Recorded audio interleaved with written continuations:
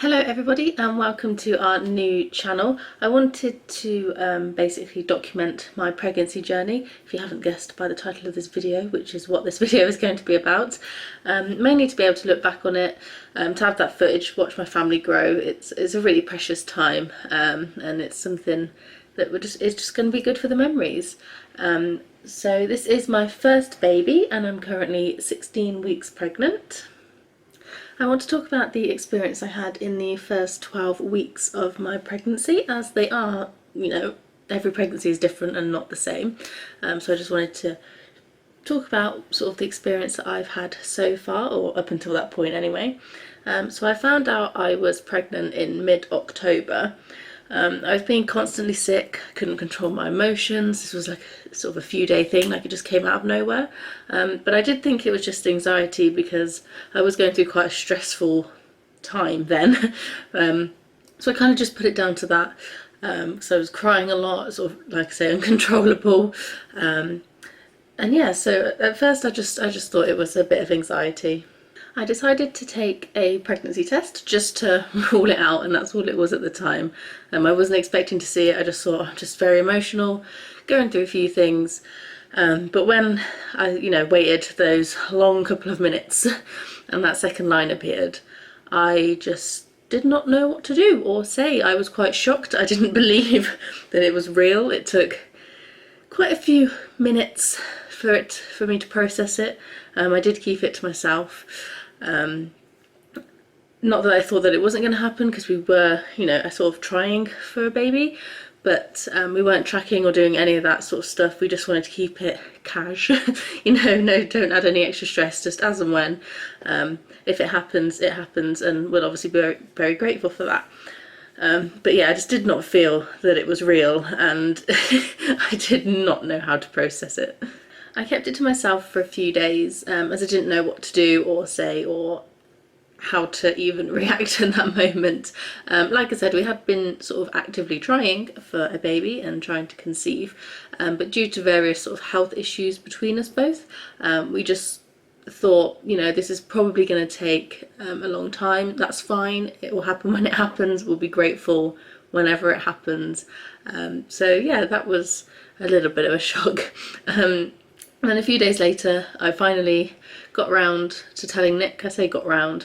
I was absolutely terrified, didn't know how to tell him, even though we've been together a long time. I wasn't sure how he was going to react. It took about 10 minutes for me to actually get the words out, because I was like, I don't really know how to say it, and I was still crying uncontrollably. But of course he was so happy, and very surprised at the same time. It's safe to say, for me personally, morning sickness was a big factor. I'm not one of those lucky people that have been able to get away with it, and just, definitely jealous of those who don't have to go through it, but of course it makes it all worth it in the end. But yeah, it was a big thing for me, and boy, did it come on strong in the first few weeks.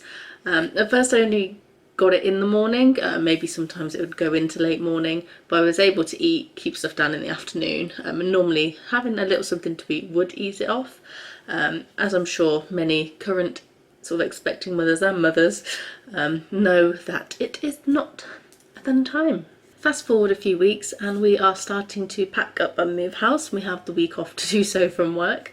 There was one morning where I just started to feel really, really nauseous, and even after a few hours the feeling just wouldn't budge, and in that sort of next 24-hour period, near enough, I couldn't keep any food or liquid down, no matter if it was just plain or just water. It was 4 a.m. In the morning the following day, and Nick decided it was time to call 111 because things weren't getting any better. Of course couldn't call the GP because they weren't open yet, and didn't really want to wait that long either.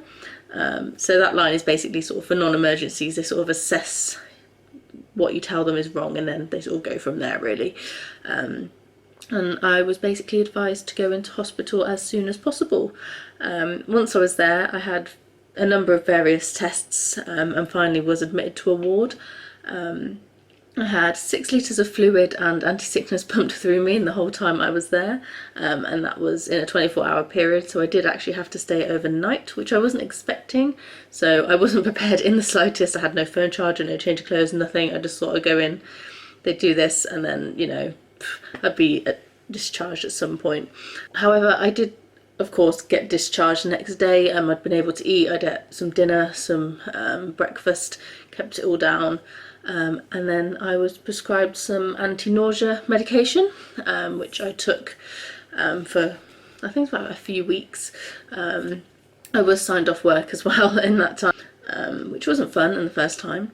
But yeah, that's basically where it ends, to be honest. Now only having to take a tablet sort of as and when. I tried to basically just wean myself off it because I didn't want it to become a point where I just associate taking that tablet obviously with not being sick, which I know is what it did, but I knew sort of mentally that could become quite addictive, possibly.